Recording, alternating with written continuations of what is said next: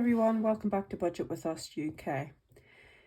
This channel is all about our budgeting journey, how we got into debt and getting out of debt. It's Louise here, and today's video is not a budget related video. It's let's get to know me.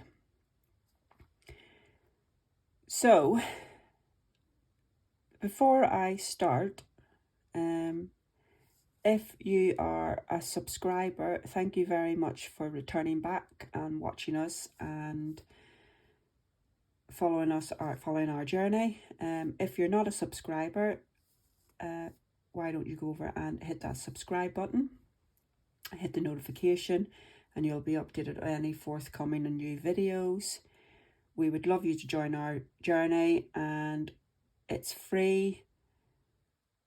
So if you'd like to do that, please do. I'm not pressurizing anybody to doing that.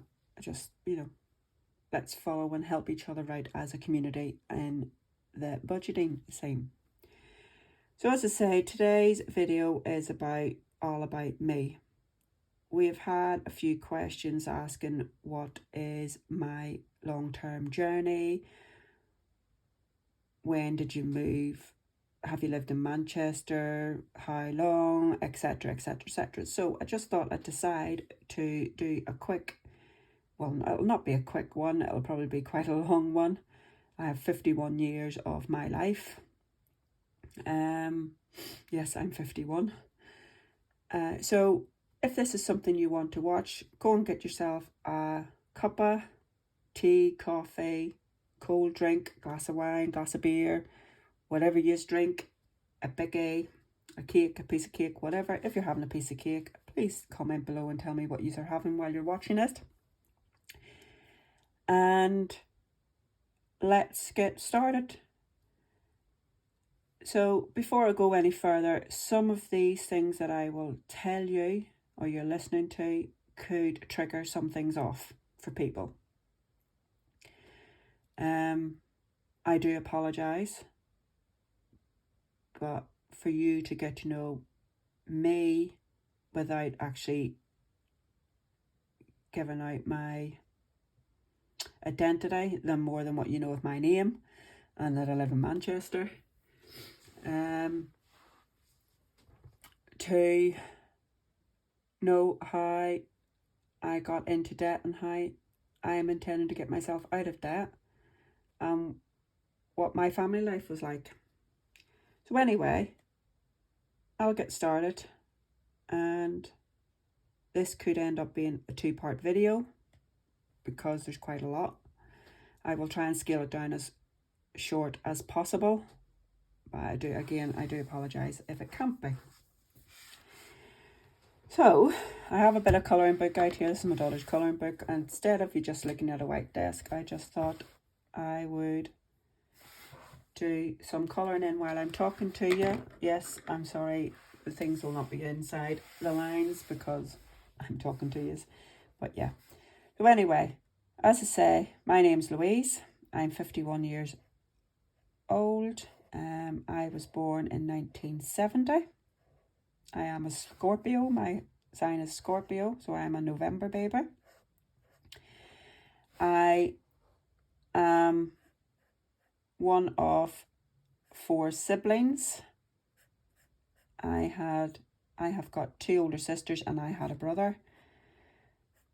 Yes, I had a brother, but he is no longer with us. I never met my brother. He died when he was a baby.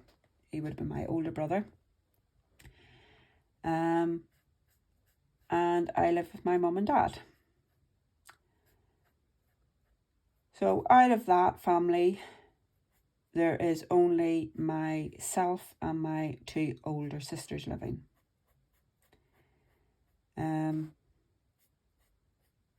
I grew up in Belfast from 1970, and I left Belfast in 2006. As I say, I grew up in Belfast, so yes, I lived through the troubles of Northern Ireland.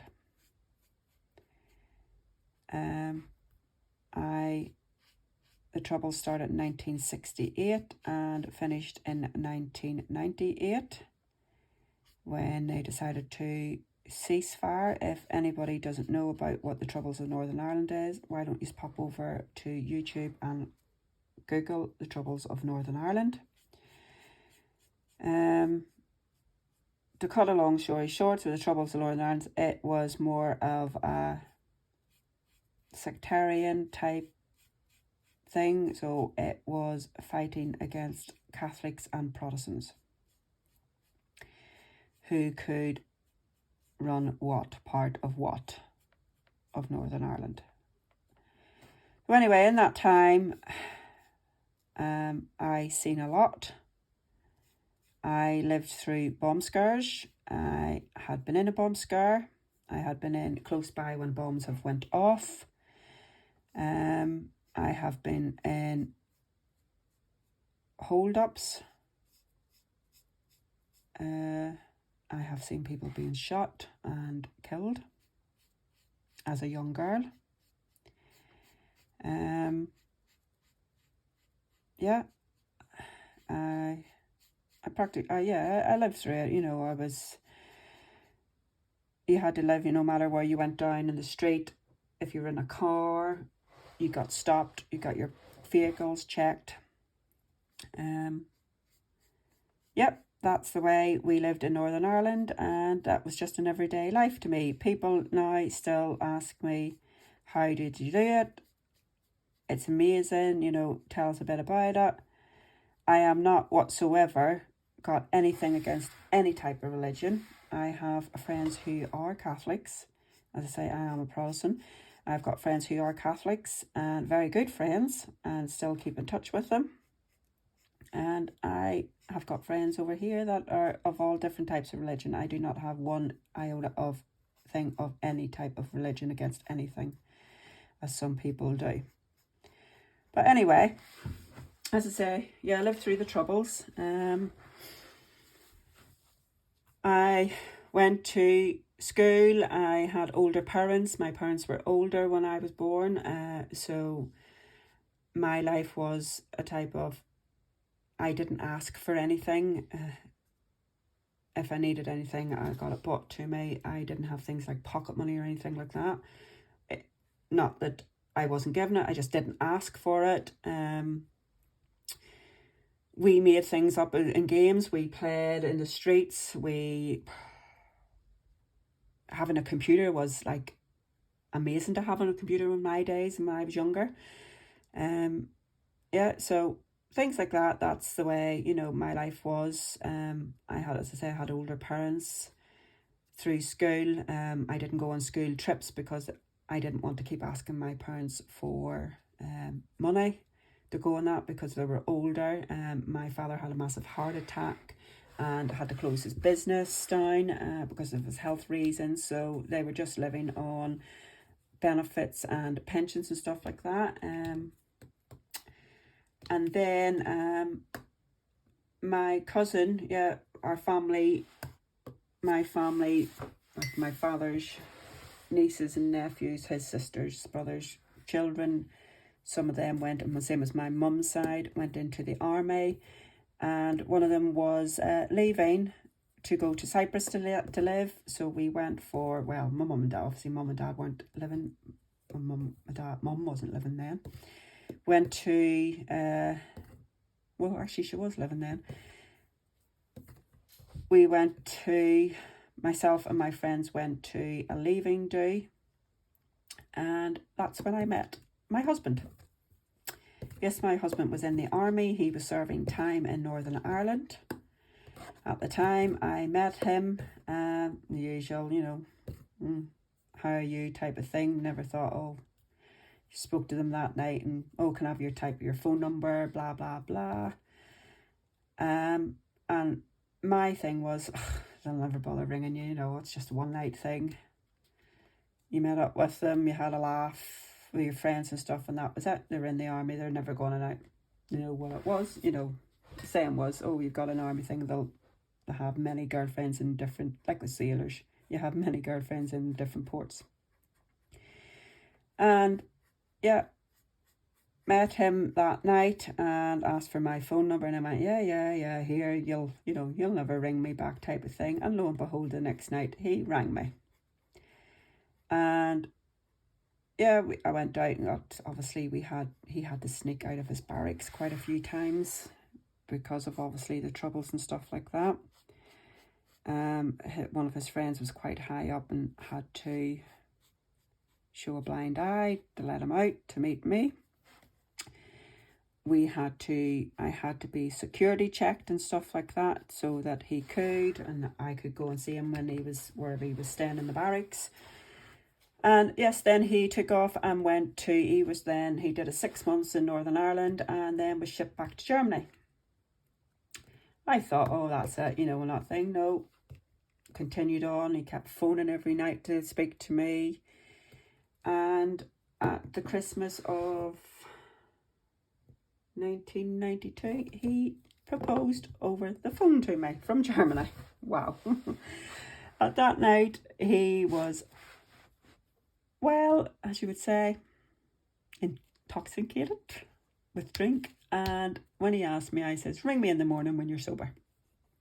I didn't believe him. And lo and behold, he rang me the next morning and he said to me, do you remember that question you asked me? And I went, yeah, but can you ask me it again? And he asked me it again. So yeah, at that he came home for Christmas. Again, he went home to Manchester and then he had to fly to Belfast. Again, he had to not let on where he was going. And yes, he produced a ring on Christmas Day. And that was in 1992? Christmas, yes. We had only been seeing each other 6 months. And he proposed. I thought, oh, well, why not? Just go for it. Yes, we did love each other and whatever else. And I thought, oh, not long distance, will it last? He then decided that then he was only in the army to follow the family tradition of his family tradition, and he was getting out. I said to him, no, stay in and, see where you get shipped to. If you can get back to Northern Ireland yes, stay in it. But he decided that, because the type of person I am, I say how I feel and I say what I say.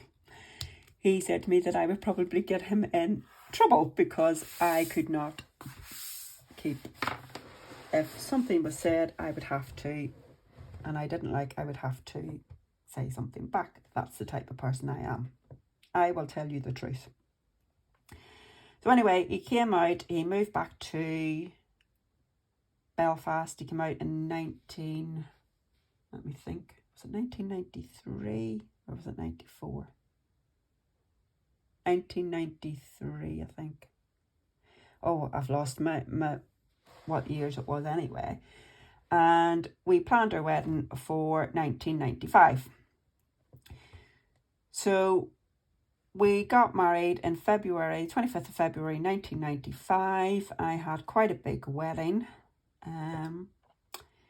I had 4 big bridesmaids and 2 small ones, a flower girl and a page boy, and my husband had four men, his best man, his ushers and other ushers with him. My father was all into his horses, so I ended up having a horse and cart. I did that as a surprise for my father.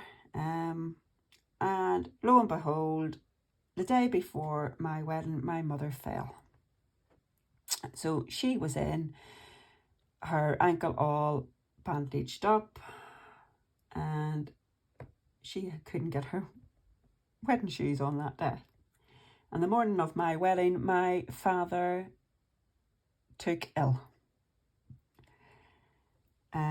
He had heart problems. Yes, when I was younger, he had a massive heart attack, as I said. And we actually had lost him when they brought him back round again. And obviously had a lot of angina. And that morning of the wedding, he had a severe angina attack. We thought we were going to have to call the ambulance that morning. And I was nearly not going through with it because of it, because I thought my father is walking me down the aisle. but he decided that no matter what, if it killed him, he would walk me down the aisle. Which he did. He was absolutely over the moon. He couldn't believe that I got him a horse and carriage.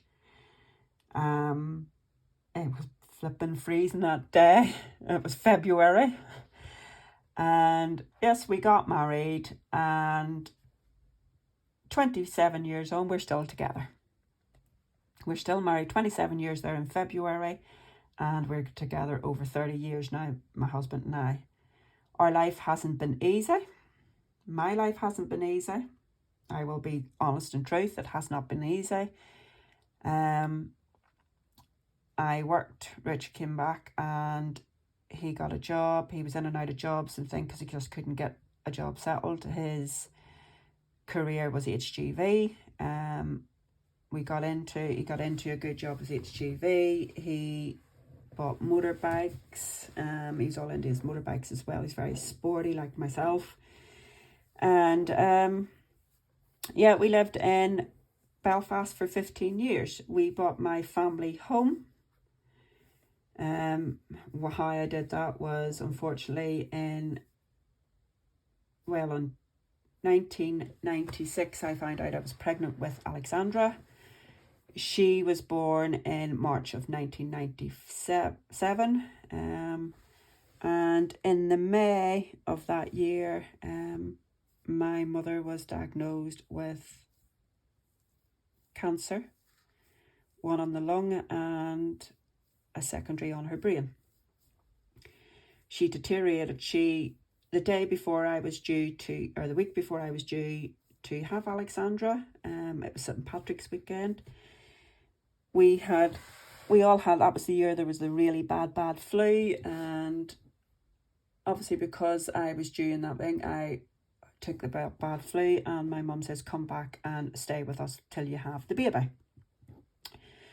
So Richard and I we had our own house. We moved back to my mum's house, parents' house, and we lived there for a couple of weeks.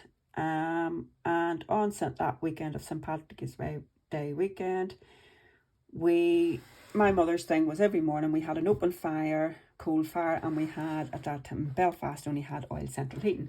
So she got up every Sunday morning, every weekend, and she cleaned out the fire, set it up, and every morning we came down to an open fire, and obviously the heating was on in the house. And that morning I'd got up and found my mum on the floor.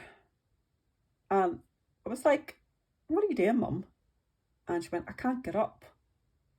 And I said, what do you mean you can't come up? Now, this is me like 40 weeks pregnant.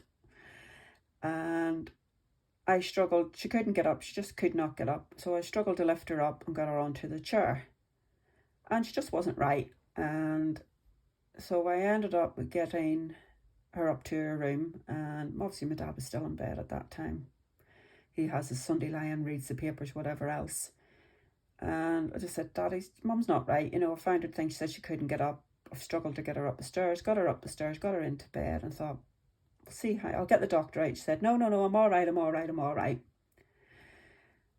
So we were supposed to go to the Sunday market that day and take my dad, and for some reason my dad just decided, no, I'll not go, I'll just stay. Just because your mum was not great, I'll stay at home. And thank goodness he did, because my mum decided to get up and run a bath, and she had fell head first into bath and took a stroke.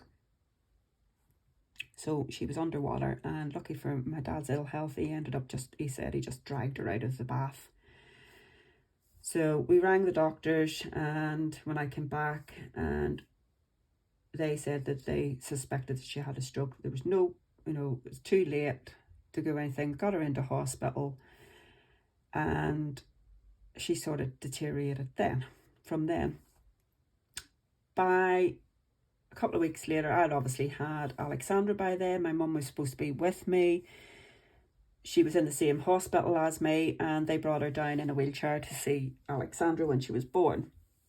By this time, she had fell and she had broke her arm in hospital. And I could see the deterioration of my mother. this time we still had not been told. They just said it was a stroke. She then I went to the hospital every day with Alexandra, and several times found her in such a state that she had spilt hot tea over, she had not ate and things like that, because she just said she just couldn't do it. They did further investigations and we found out that my mum had cancer and that there was nothing else they could do for her. It was just a matter of time.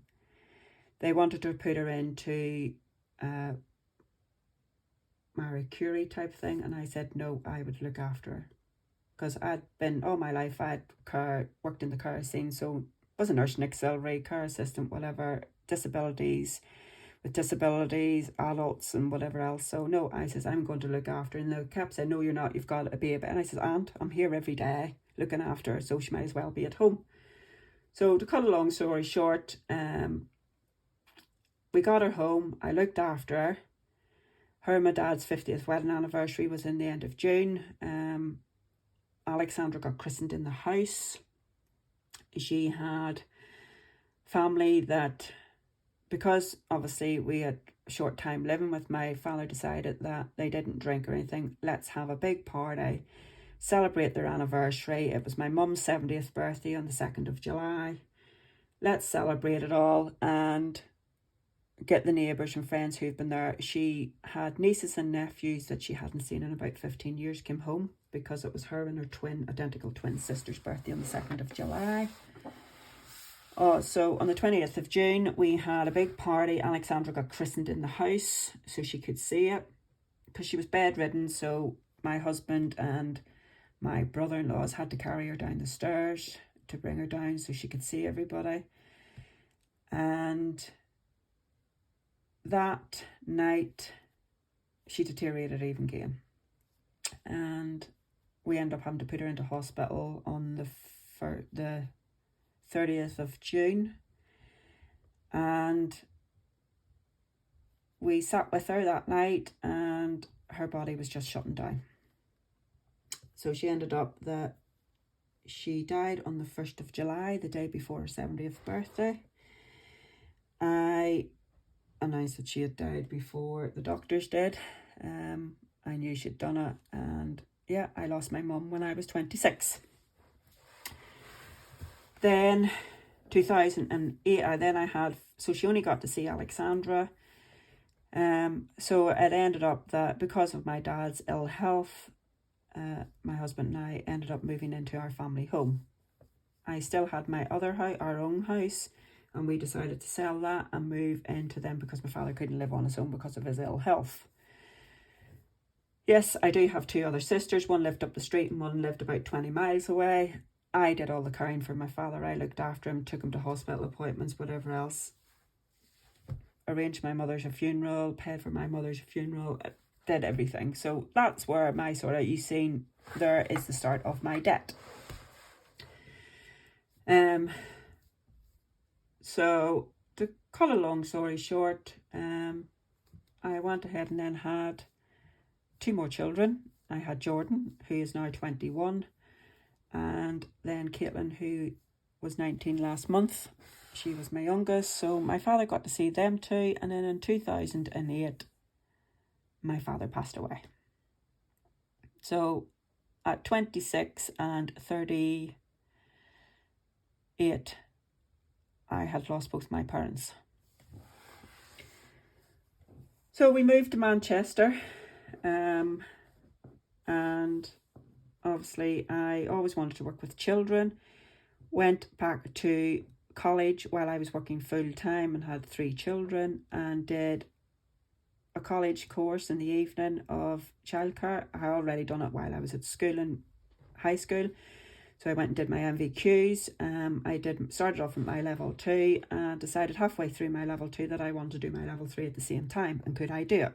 So I did. So in the space of a level 2 and a level 3, it usually takes 2.5 to 3 years. I did it within 18 months.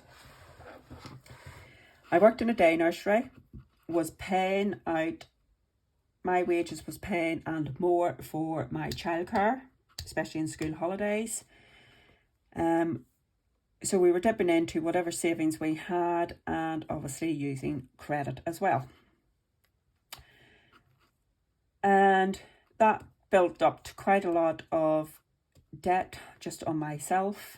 And I decided to become a registered childminder. Did that for 9 years. And again, the debt was rising in a council house. Wanted to have a council, had the things, as everybody wants your house nice, whatever else. And got to the stage that what I was earning wasn't covering my bills, struggling putting food on the table, obviously as my husband was in and out of jobs then, and practically robbing Peter to pay Paul, as the saying is. So it got that far that I was getting letters in, we're going to take you to this, we're going to take you to that. And I thought, my credit scoring's crap now. What's the point? Is there any point? So I went into an IVA. So I did an IVA, which helped a hell of a lot. I cleared that. I actually cleared it within the shorter time. It was there for 5 years. I was able to clear it a lot quicker. With an IVA, I was able to, if I had a certain amount of money, I could pay it off as well. And that debt was just my debt alone. Obviously, my husband had his own debt. And as I say, he was in and out of jobs and struggling and whatever else too. There was days that I didn't have much money to buy food. And days I didn't eat because my important was to make sure my 3 kids had food and my husband. So some days I maybe would have had, if the kids had left over a bit of toast, that's what I would have ate. I never let on to anybody. I didn't buy any clothes for myself. My importance was my children. That was my important thing. My children, as long as they had a happy life, as long as they were fed, and I didn't want them to go through that they couldn't have stuff. So that was that. As I say, I went into childminding, and then one of my friends said that there was a job going in a school. Would I like to do that? Because I got fed up I was never away from work. Don't get me wrong, I loved working from home. I loved being a childminder, but it was like, as soon as they left, I had to tidy my house up, then start on paperwork. So I was never getting away from the job. Then, as I say, my friend said there was a job going, applied for that, started off at, again, a small amount of money, less hours, but did a lot of overtime, and then applied for a TA job. Got the TA job, so I work in a school with special needs. Very rewarding job, but very physically and mentally draining as well. But I absolutely love my job. So yeah, been there so far 6 years. And lo and behold, got out of my IVA, thought we were doing really well, and husband started a new job working with a side thing of the council, working on the bins. Was on that for agency work and got offered a permanent job on the 1st of November of 2016. 2016, went to work myself. He went to work the night before. Motorbiker, loved his bikes, been on his bikes, never had an accident. Had his bike, bought his bike that he wanted, one of the bikes that he wanted, bought a bike, and said to me the night before, I think I'm going to have to put my full face helmet on. It's getting a bit colder. So if anyone doesn't know what a full face is, it's a full helmet covering your whole face. He had an open face helmet. Anybody's husband's at bikers, they will understand what it is. He had a Kawasaki 950 custom bike. And he went to work that morning, normal 6 o'clock in the morning, had to be in work. I went to work, kids went to school. Alexandra was off on her first year of university. She was travelling back and forth every day because it was about 20 miles away from home, 25 miles away. So she decided to, like myself, was a home bird.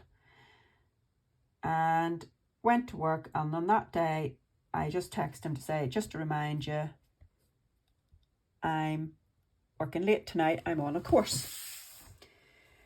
But lo and behold, did I know something had happened.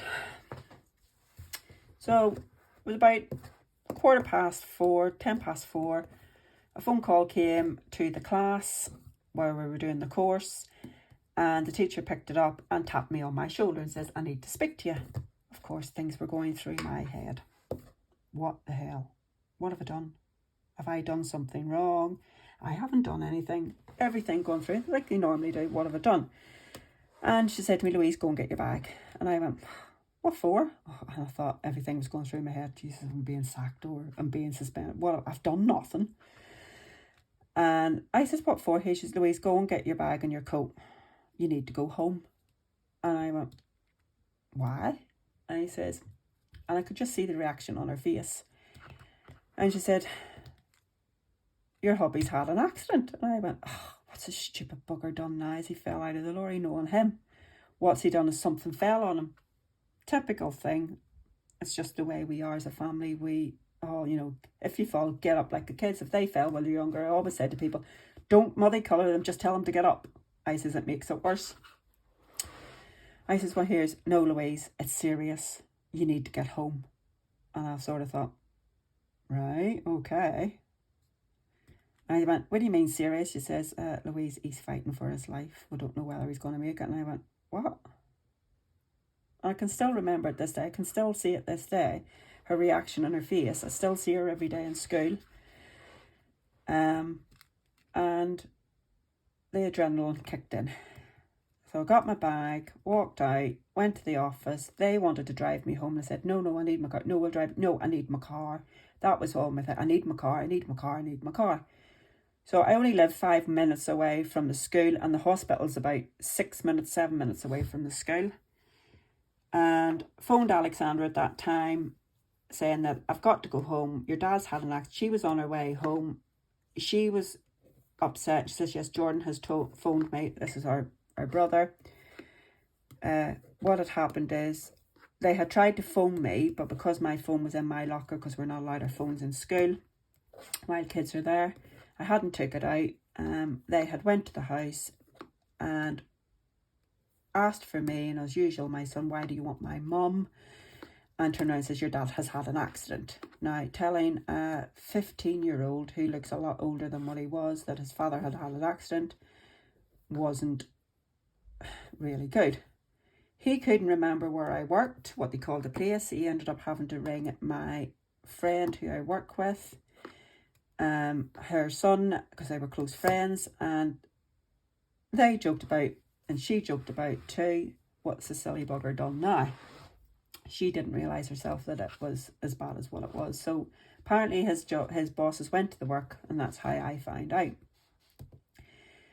So went home, rang Richard's mum, and the two of us went to the hospital. We arrived at the hospital about 4:30, 25 to 6 that evening, and I noticed there was a couple of Richard's bikers there, and the bikers were there, and I went, what are you doing here? She says, oh, we've been told he's been in an accident, we've just come down to see. And I thought, oh, that's awful good of you, still at this time oblivious of what was going on. Went to the thing, shuffled me into a room and said somebody will come and see us.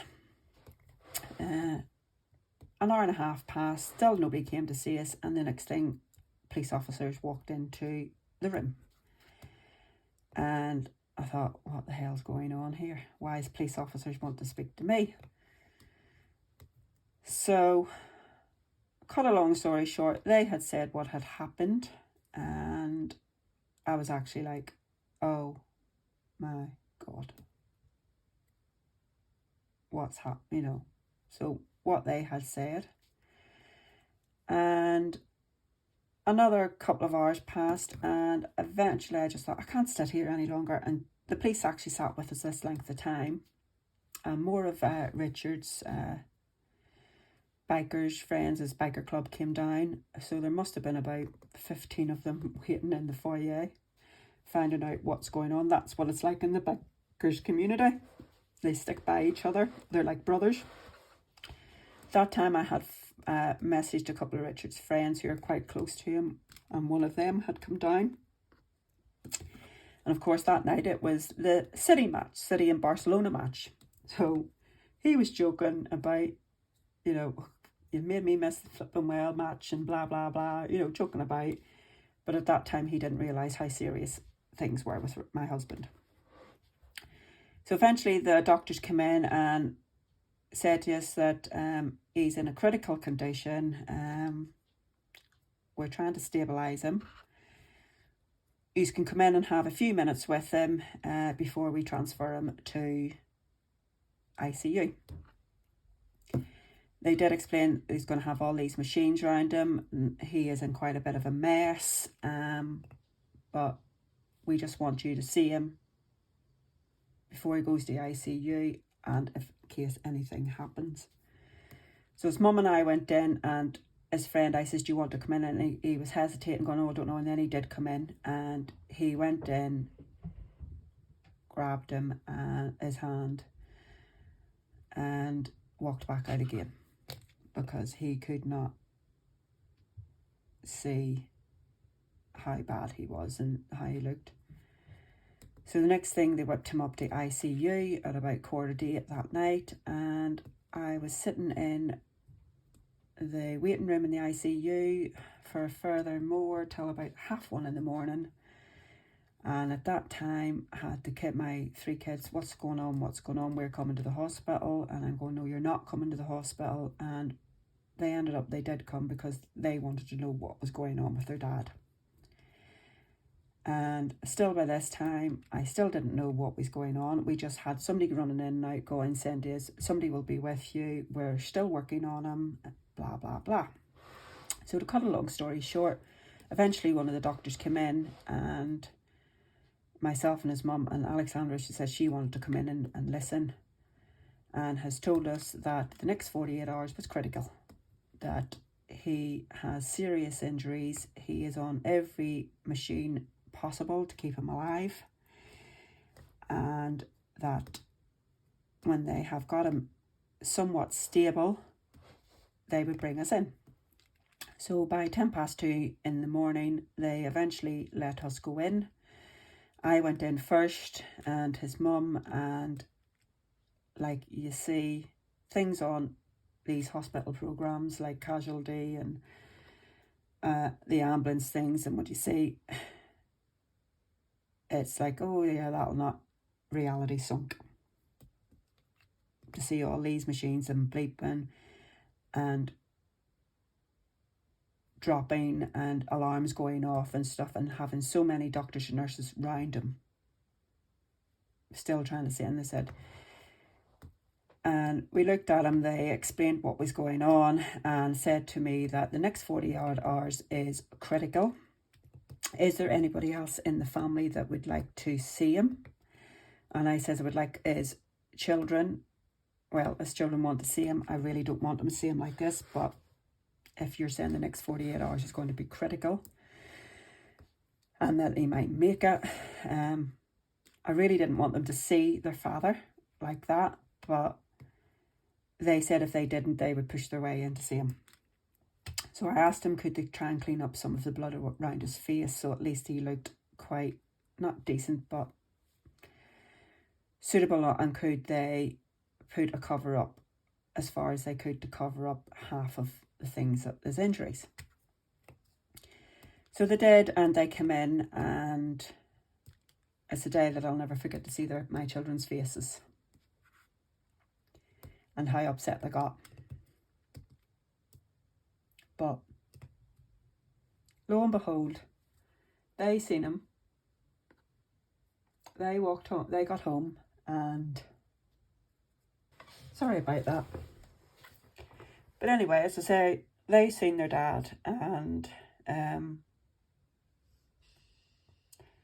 literally sat for the next 11 days by his bedside. So Alexandra, who's my oldest, as you see on the videos, she had to step in and be mum and dad to her brother and sister while I sat by their dad's bedside. We got told then, while I sat there that early hours of that morning, after everybody had come in, and that they asked me to leave again, and they would call me back in again. And then they came out and brought me in the room, and I thought, that's it, it's gone, he's gone. And they said, we have now dropped it to 24 hours. We cannot get him stabilised. He keeps crashing on us. And we're doing as much as we can. So, as I say, I sat beside him for 11 days. He had a lot of open wounds. He needed operations done, but until they stabilised him, they couldn't do anything. And also with the extent of his injuries, a lot of consultants and doctors didn't want to touch him, because when they looked at x-rays, the damages were extensive. There was one doctor that decided, I will give it a go. She's an orthopedics doctor. And she went in, and 3 days later, I was told that say your goodbyes, because there could be a possibility. I had to sign forms to say that I was happy enough for them to continue on with the operation. If his heart stopped, did we want him to restart it again? Which I said, of course, he's a young man. If it, you do what you've got to do. But just to say, more or less your goodbyes, but not goodbye, but goodbye type of a thing. I never seen so many doctors and nurses round his bed the day he went for his operation. Well, operations. For an operation that was told that was only going to be a 3-hour, ended up an 8 to 9-hour operation, because when they got in to look at his arms, because that's the wounds that was lying wide open in both of his arms, they were worse than actually what the x-ray said. So to cut a long story short, his injuries, which we have got photographs of the x-rays and stuff, if anybody would like to see them, we can put them up. It can be triggering. Some people may not want to see them. He ended up with rods in his arms. He has got no wrists. They're just, as we call it, chicken wires. The doctors call it chicken wire, because his bones had all crumbled. He ended up with brain injury, a broken neck, a broken back. His 2 lungs collapsed and bleeding, so they had to put a drain in. His kidneys, liver, spleen had been damaged and bleeding. Obviously, his both arms crushed and the bones all out of the skin and hanging out. And further did we not know until further down the line that he had injuries in his legs. He ended up going and having a trachea put in, because after so long they couldn't keep him on oxygen. They needed to obviously make him breathe and put a trachea in, because it can cause more injuries, longer time to recover. And they did try several times to bring him round. Every time they did, his SATs and his vitals dropped severely, that they couldn't do it. So as I said, I sat by his bedside for the first 11 days till they actually got him stable. I got to know the nurses, the doctors very well. They got concerned because I wasn't sleeping and I wasn't eating really. They offered me a bed on the ward, a wee room off the ward, they call it, like with the family rooms. I had that, but more times I sat by his bed than anything. And then they said to me that I had to start thinking of myself and going home. Alexandra, to say, kept the house going. She was going to give up university. I had said to her, if you do, you know what your father would say and do to you. He would kick you from one end to the other. I said, because you're the only person in both sides of our family who've went to uni. And he would never forgive himself if you did. So at that time, her and her boyfriend, which helped her out quite a bit, I know it wasn't a time, he decided to say, I'm going to book a holiday when things settled the following year to go to America. And that was always a thing that we wanted to do as a family. We would go to Florida, to Orlando, to Disney World, Universal, whatever. So when she came down to the hospital, when her dad was he was out of critical, but he wasn't, as you mean, he was still quite bad, but he was out of the critical section bit of it. Still in ICU. And she says, I've booked a holiday to go to America. My dad's going to kill me, because we always said we'd do it together. So we were like, we did have a bit of a joke and a laugh. We did have a lot of visitors coming in and out. His motorbike club were fantastic. The messages I had from people that I didn't know, saying that if there's anything we needed done, if there's anything you needed done to the house, we'd come in and do it for you. His friends even said that because they knew Richard had started a new job that day, and obviously we weren't getting paid. He wasn't getting paid for it. That was just one of the things. Started a new contract and wasn't entitled to anything. So there was no wages coming in from his end. We couldn't claim any benefits because he was in hospital, things like that. So there was only my wage coming in. And we had all this debt. Well, the IVA hadn't got all this debt. And again, that's how my debt started again. Because again, you got offered, get a credit card, it will help you, get your credit score back up. You do it. But because we had only my wage come in, Richard had bills, we had household bills, we had everything else, Christmas was coming up. It was like, what am I going to do? How am I going to survive with this? And again, catalogue, right, okay, I wanted Christmas to be the best Christmas for my kids, because obviously what had happened to their father, we didn't know whether he'd be home for Christmas, we just didn't know.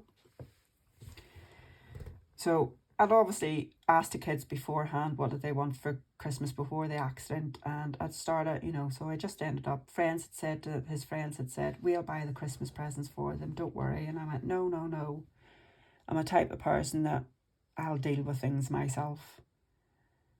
I don't want to be a charity case or whatever else.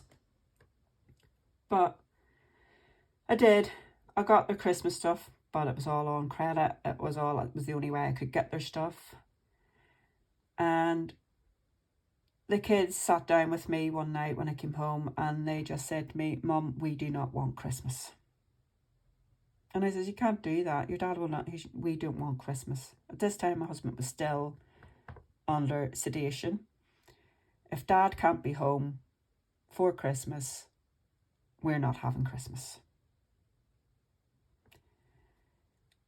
So, it brought a lump to my throat, thinking that my children were thinking this.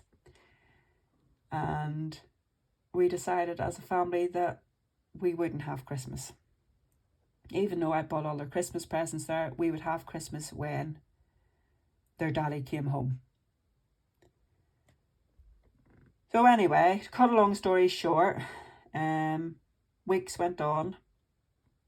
They still tried to get him out of sedation, and as the nurses and all, they got to know me, I got to know them, and they always said to me, what would you think his first words would be? They'll be saying, it's you, they'll recognise you and whatever else. And I says, no, his first words will be, where's my keys and where's my bike? That will be his first words, if he remembers anything about it. And I went, no, he'll not, he'll want you. I can guarantee you that's what he'll say. So anyway, lo and behold, they did get him round. I had started going back home and staying at home, staying still late at night and then going home. I wasn't working. I was often sick because work just said to me, take as much time as you need. And work was absolutely fantastic. The staff in there, my friend came round with flowers, gift cards, you name it, they did a collection. And the same again with the motorbike club, they did a charity night for him and raised a lot of money. And yeah, lo and behold, as I say, went home and they had talked about trying to get him out of sedation, which had failed many other times. And so they didn't mention that they were doing it again. And I'd walked in, they told me not to come in till about 12 o'clock, till the doctor's rounds came round, and then they could explain what's going on, what the next further steps they were going to do, because it was getting to the stage now that he had a track again. They had to start doing things or his body would start deteriorating. So I came in and I thought, from a distance where his bed was, I thought, that's a bit strange, something looks strange. And when I got further down, I noticed that one of the machines had gone. I thought, oh, right, okay. I said to the nurse, and just as that, and the nurse went, well, and I walked down and went, well, so how is he today? Any change? And literally, his eyes were closed, so I still thought he was sedated. And he opened his eyes and turned around and looked at me.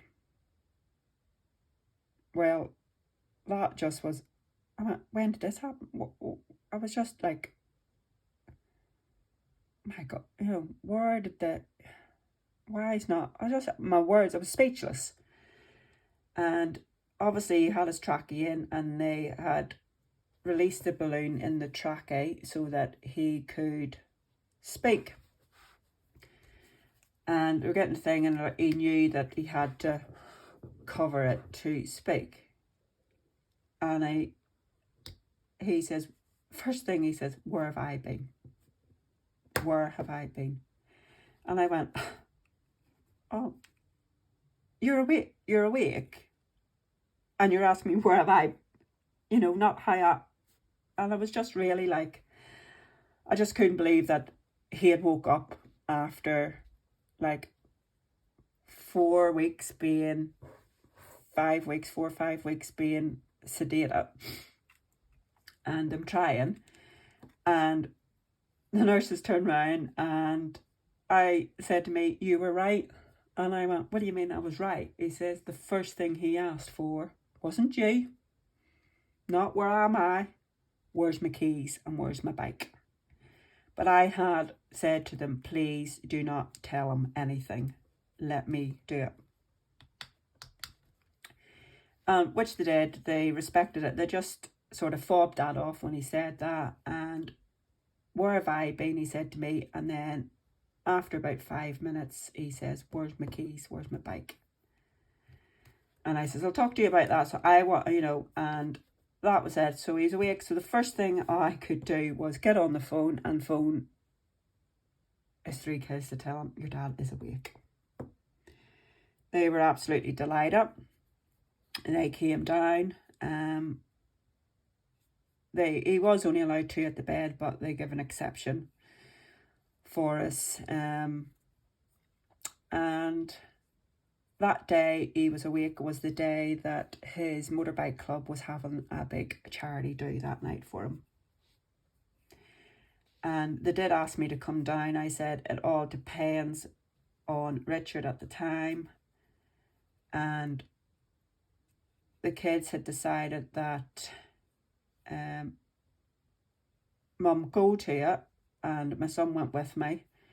And Alexandra and Caitlin, they stayed at the hospital with their dad. And we did a bit of FaceTiming so that people could actually physically see him and see him awake, because the messages we just got was like unbelievable, and the phone calls and people calling and whatever else. So to cut a long story short, they ended up moving him to another ward. He came out of ICU, but he still couldn't walk. We had a bit of physio to try and get him back on the feet. They weren't going to let him home, and I says, no, he is coming home. I can look after him. We sorted everything out in the house. We put a bed down the stairs because he couldn't walk stairs. And he came home 2 days before Christmas. We didn't tell anybody. And we got him home. We got him settled. And they couldn't get any cars into us till after Christmas. A nurse came out, obviously, because he had his wounds needed cleaned. I could clean them, but the wounds needed to be checked and cleaned. He came home with 2 plasters on his arms from his wrist up, a neck brace, a back brace, and on a walking aid frame. So we had all that stuff put in place, and I looked after him, and yeah, it took a hell of a long time for him to get back on his feet. We ended up with private physio, which cost a lot of money. And in that, the private physio did a send for MRI scans, because they wondered why he just didn't have the power in his legs to lift as far as he could. They just thought it was muscle wastage. And it ended up that he had a fractured tibia that the hospital had overlooked, and his whole ACL on the same leg had absolutely disintegrated. So he ended up having to go in for another operation to get his ACL reconstructed so that he was able to walk again. So that happened. And this time we still weren't entitled to any benefits for him. We were fighting, and eventually after 8 weeks, we were able to apply for PIP. It took a further 3 more months before somebody came out to assess him, and it was backdated.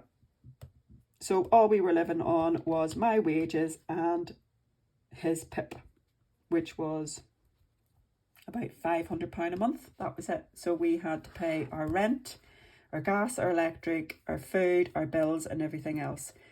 So obviously, bills, again, as I said, we had to use my credit cards. It started building up and building up and building up.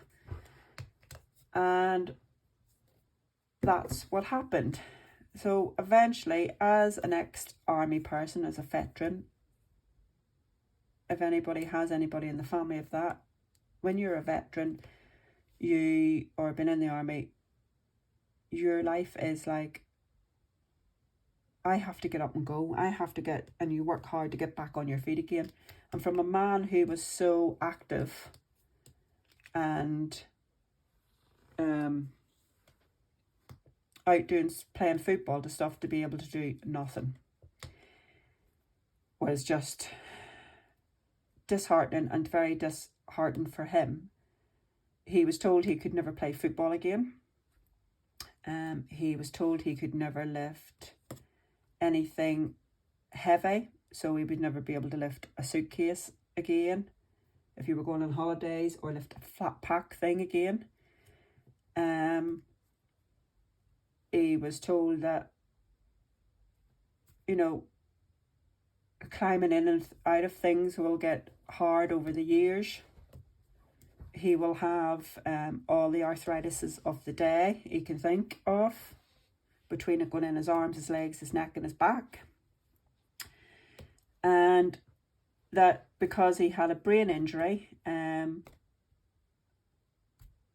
could be a long-term effect on him. And that in that space of time, my husband ended up with depression, PSD. Obviously, because he was in the army, he had seen a lot of things in the Troubles in Northern Ireland. That all triggered. He got counselling. Alexandra ended up in having counselling because it just hit her so bad. And myself and my other two children, we weren't even offered it. I am a type of person that put things at the bind, get on with it, you know, think of everybody else before yourself, and that's what I do, and I still do, and I know I shouldn't, but that's what I still do. And I thought if I went down, the household would go down. So I have had to live through a traumatic life of losing both my parents, having children, a move across the water, and then obviously nearly losing my husband out of that. So yeah, I've just dealt with it and just got on with it. There is times that I felt like crying, and I have cried in silence and never let on. As you can see at the start of this video, it did get a bit upsetting. Things just trigger things off. But I've still never went to the doctors about it. There's things I have been to the doctors and said that I feel a bit low, but I didn't want to. I'm all right. I brush things off and just get on with it. But yeah, as I say, my debt just continued on from that, because obviously there was only my wage at this time. I was only on statutory sick pay. Then it got to the stage that one in the February, I was waiting on my pay going in and nothing went in. Contact at work, and they didn't know anything, and it ended up that work they had overpaid me, that I was only entitled to sick pay up until December, because of obviously I had changed my job from being an LO to a TA, and I'd only been in the job from the January the year of that year, so I wasn't entitled to any sick pay. So there was another debt that came on, that I owed my work over £1,500.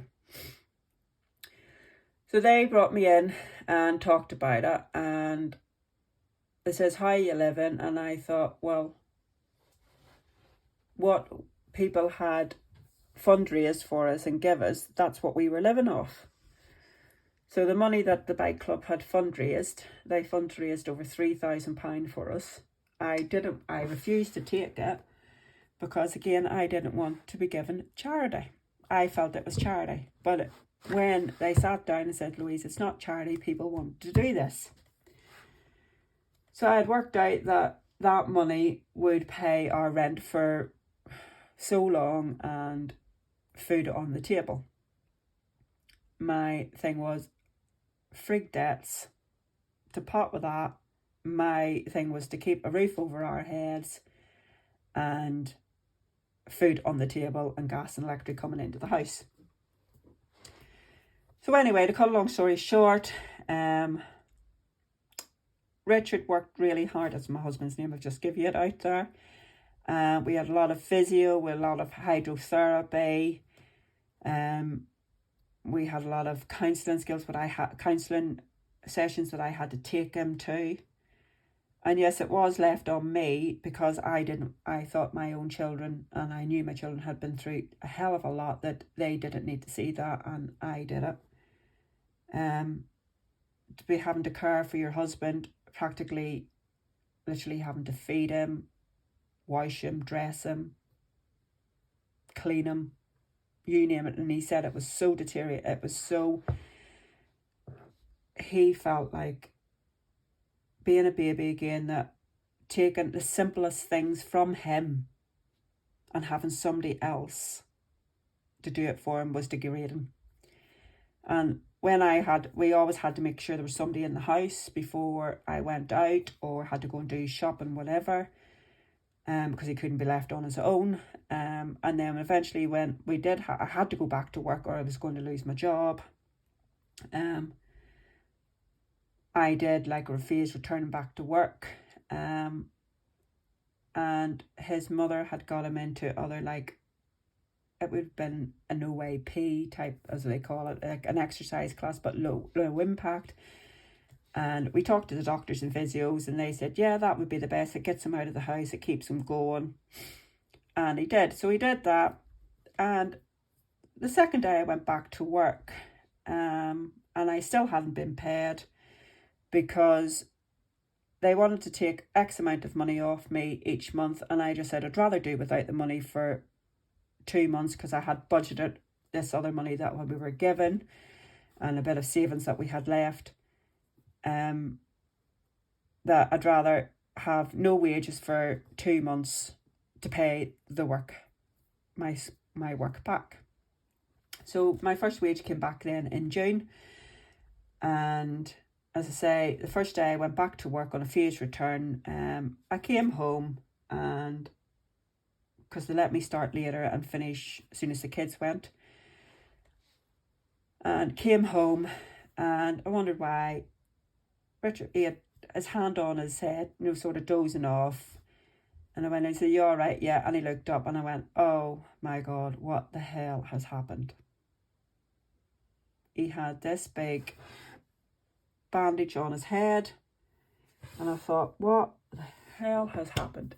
While he was doing his exercise, he got up and he fell and banged his head off a brick wall. And I thought, not again. So we ended up having to take him to hospital again, just to check.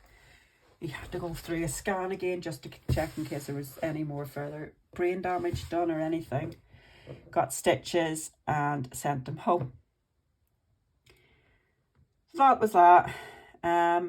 Months went on, and did a lot of physio, did a lot of therapy, and he was told then that he could start to go back. He asked the question, when can I go back to work again?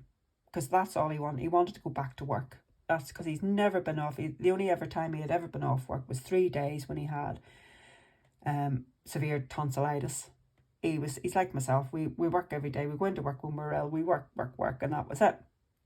And to be off work for nearly 10 months sitting there, he said he doesn't know how people did it. So anyway, he went back to work, and it was in the winter months. He went to back to work in the October time, and again he fell in the yard. They hadn't gridded the yard right, and he went down like a ton of bricks. So he had to have a few days off work.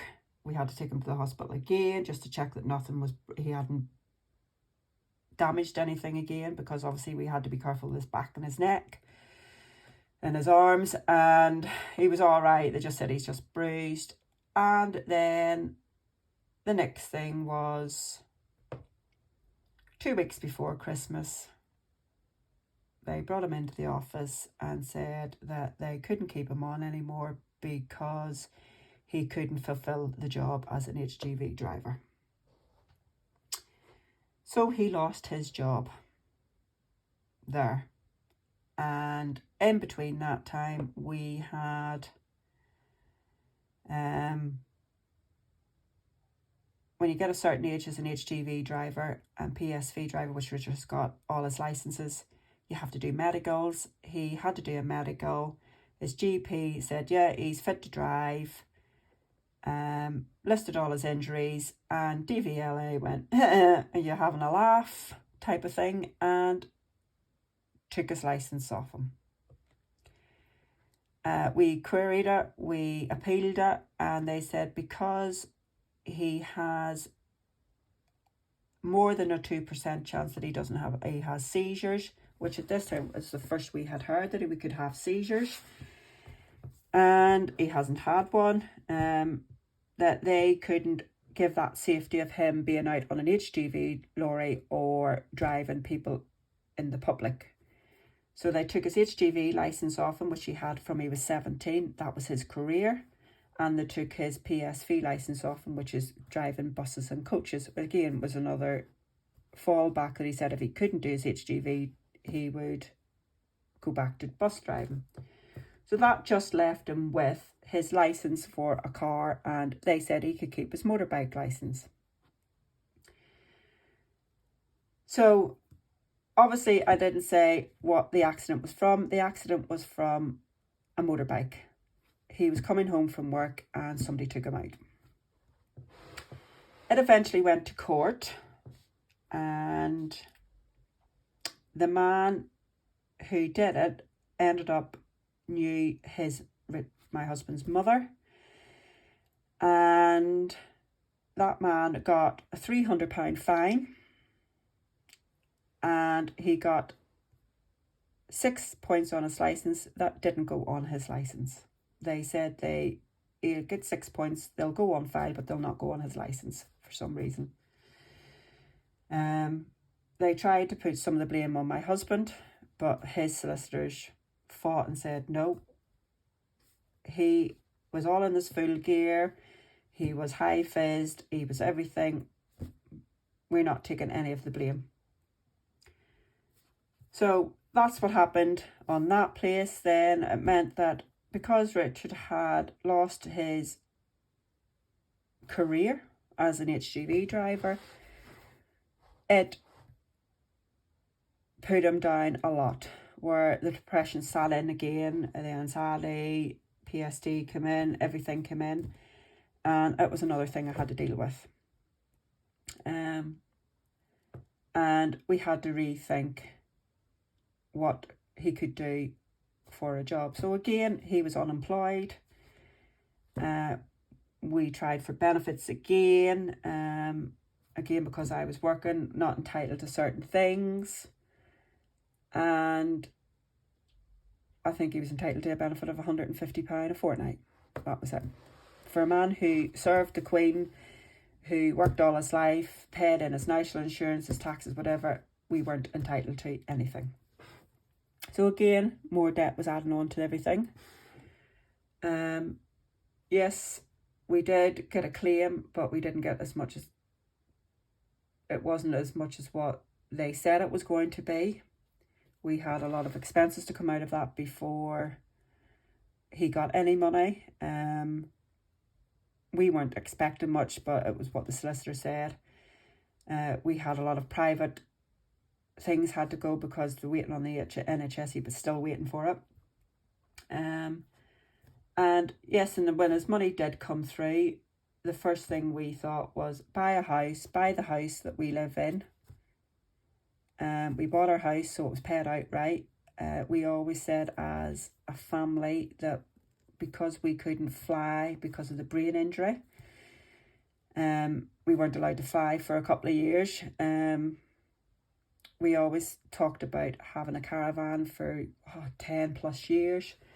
And we said if we ever come into money, we'd buy one. So we ended up buying one because we thought that would be our holiday.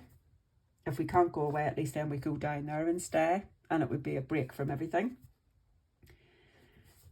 Yes, we do get questions. You don't put that on your budget. The caravan pays for itself.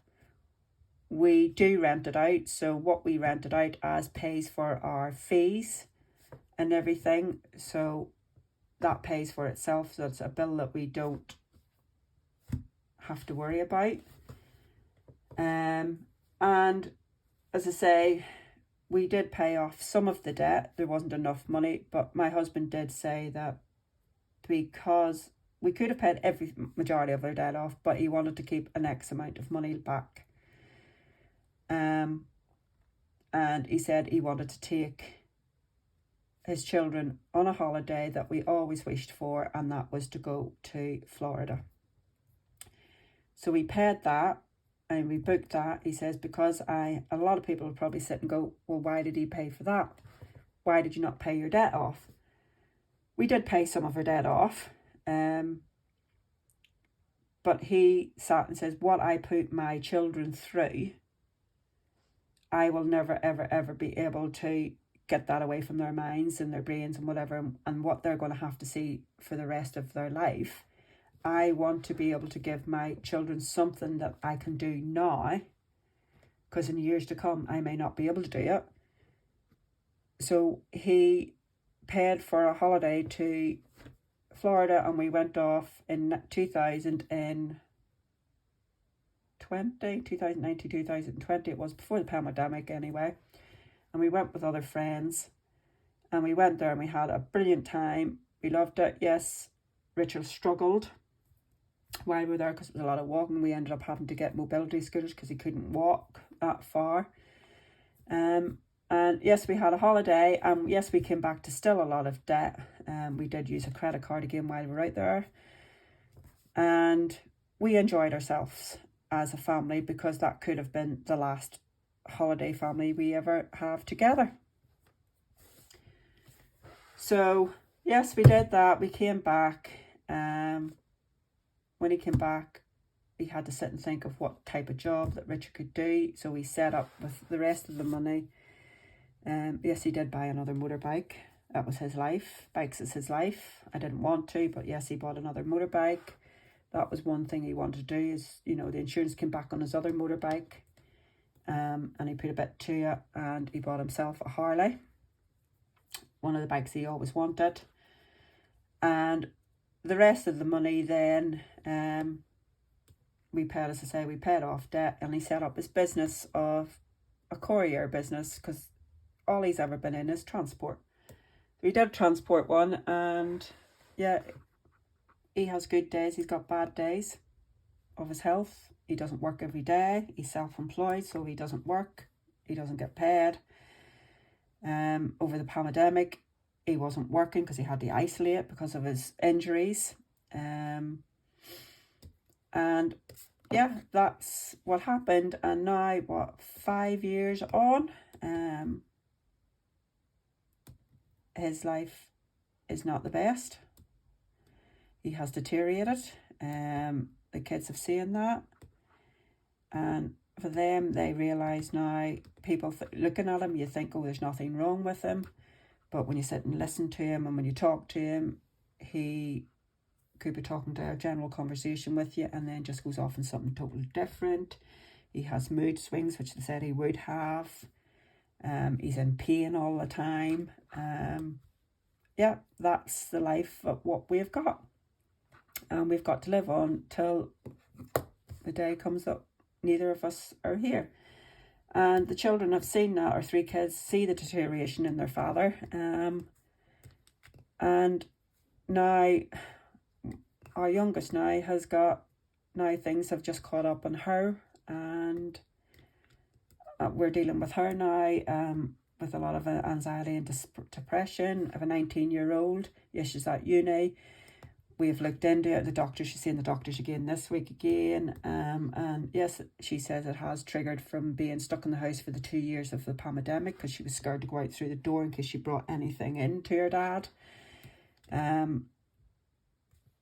She obviously said, yes, part of it was probably what she's seen of her dad's accident and the deterioration of it and everything else.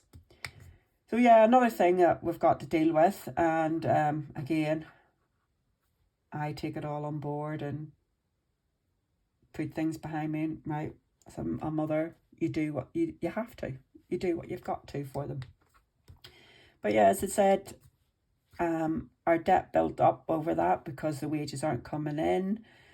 I ended up having to go part-time from September of this year and work because I have some health issues. And I'm in a lot of pain every day, but I can't leave work. I love my job. Work has been very good by letting me go part-time. I can get extra work if I want to. I can go back to full-time if I want to, but at the minute I feel that part-time is right. People are probably saying, why are you going part-time? Medical reasons why. That's my health reasons. The reason is why. So before I actually went down to part-time wages, I actually looked into, through the pandemic, as I say, I come in, and because I had to work through the whole pandemic with work, because I worked in a special needs school, and we had to open for anybody that had EHCPs, which meant our whole school was opened. So we had to work through that. I had to work through summer holidays, school holidays, everything. We did not close, so we didn't really have much time off over that time. And I came in from work one night and I was wondering what Alexandra was watching. And she says, I went, well, what's that you're watching? And she says, Mum, sit down and watch this. You know the way you sat and watched the thing about the extreme couponing? And I went, yeah. She said, well, watch this. So I sat down, and I think at the time she was watching somebody called Budget with Brie. And I sat and watched it with her, and Alex had said, I'm going to start doing that, because obviously she had got herself into, she went to university, student loans, she was working, she has a dog, everything else. She had a bit of debt coming up on things like that, cars that she wanted to do, she worked hard for it. And her thing was to save to, have her own property as well. And we sat and watched it, and I went, wow. No matter how much you try to budget yourself over the years, you never seemed, well, I didn't seem, oh yeah, I'll do that. And then I went off thing. So I sat down and I actually thought I could do that myself. So I watched a few more online people on YouTube, The Budget Mum, Brie, a few other American ones. At that time, there was very little of UK ones. And I decided then in August of last year, people were watching more, and a few like UK ones came up, and I thought I could do that. And I like crafting, and that was my way out when Richard had his accident and stuff. Of my time away was to do some of my crafting stuff. And I thought I could do them designs, and I could make designs up. So I started, designing a few things, making a things, set up an Etsy shop. And yeah, it's became popular, best, with star sellers. And I love making challenges up. I love making things up. I love, helping people out. That's me. I'll help everybody else out before myself. I'll put everybody else first. And I just thought, well, I'm going to start this budget, and sat down and started the budget. Never really looked in, sort of did an estimate of what my bills were. Right, well, this is what I'm going to pay out each month. And when I knew I was going part-time, I started working on what I would earn as part-time. So the extra money I would put away in the account, and thought I'll have it there as a rainy day in case I needed to buy things. Yeah, I didn't pay off debt. I kept it in my savings. So then I did do it, and I thought I was doing well. I was putting money in sinking funds. I was selling things, a side hustle. We had the Etsy shop, but we don't use the money in the Etsy shop. That stays there as a business.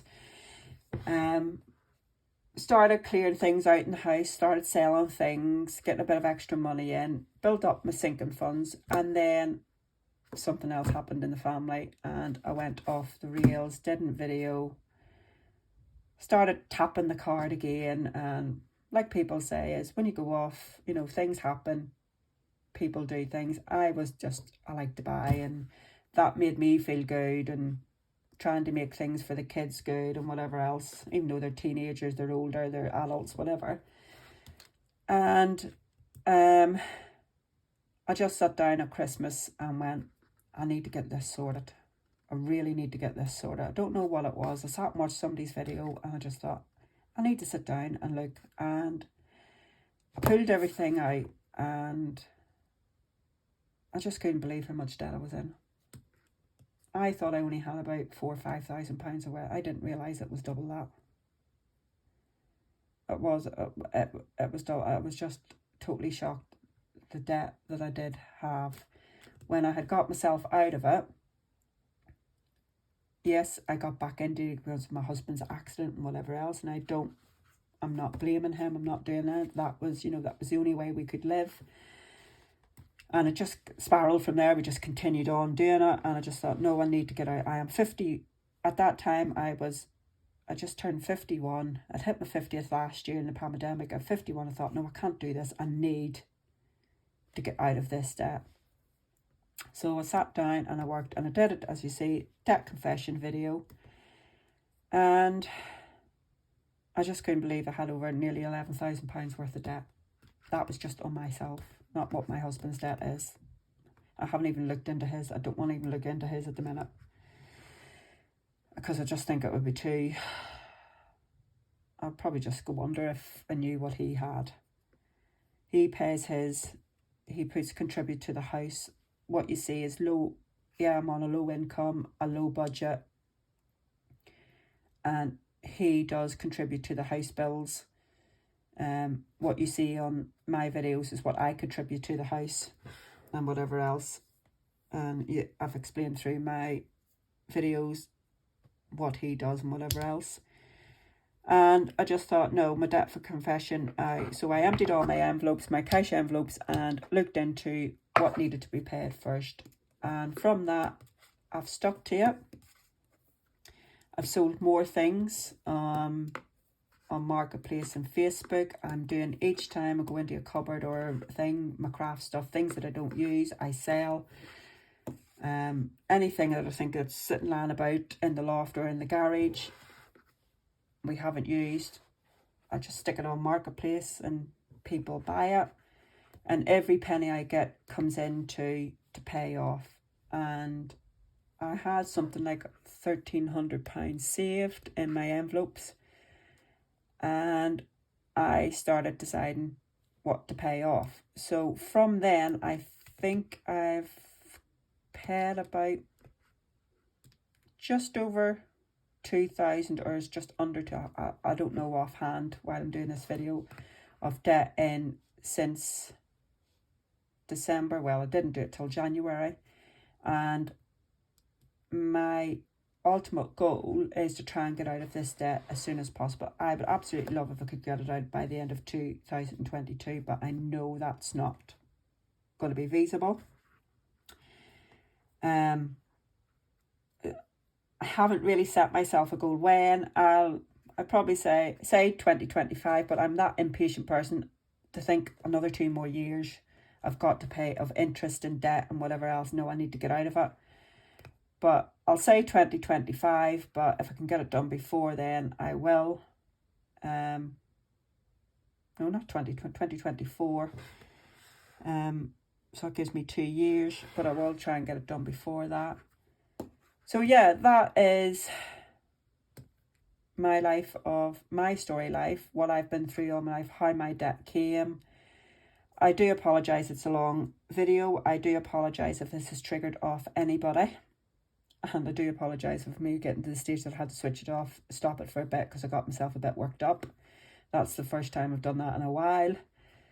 And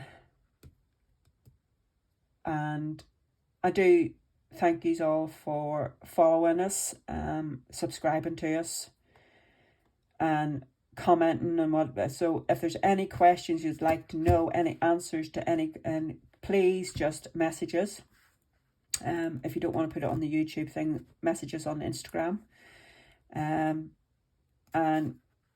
just say, Louise, can I ask you this question? I will answer it as honestly and as much as I can. And yeah, and you'll know it's me. If I answer anything, you will see if anybody's had any messages, Alex and I will either put an L or an A after, so you know it's either one of us that's answering you.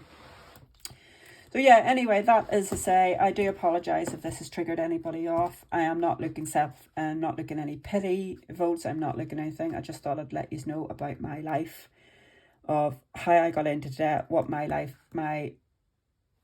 childhood is up until now has been.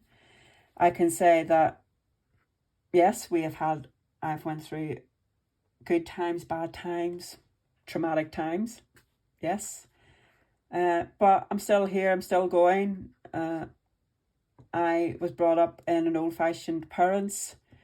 You didn't tell anybody your problems, you stuck to them and you get on with it. I'm surprised I'm actually sitting here telling you about them. You know, it's not problems, just my life. Yeah, and I'm there for anybody. If anybody wants to chat about anything, I will help you as much as possible. Anything about budgeting that I have done through, I am not a financial advisor whatsoever. I will just tell you of what we have done and what I have done. And yes, if you don't, if you're not a subscriber, please subscribe, and you continue on seeing my journey of becoming debt free. And yeah, if there's anything else you want, I will follow up in a Q&A if anybody wants that. Any questions that I get, I'll follow up in a Q&A. And yeah, if you want to continue on following us, please subscribe and please like, share, comment, whatever. And thank you very much for everybody watching and listening to my story, my waffle. It's not a waffle, it's true, it's honest. And yes, as my mother said, you took a leg of a stool and back off again. You know, so anyway, anybody out there, please take care.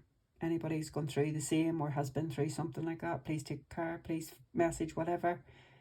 I'm happy to talk to you. So until our next video, which hopefully will be out soon. I haven't done any of my weekly check-ins because what's going on lately in the family. And I will see you on my next video. Bye for now.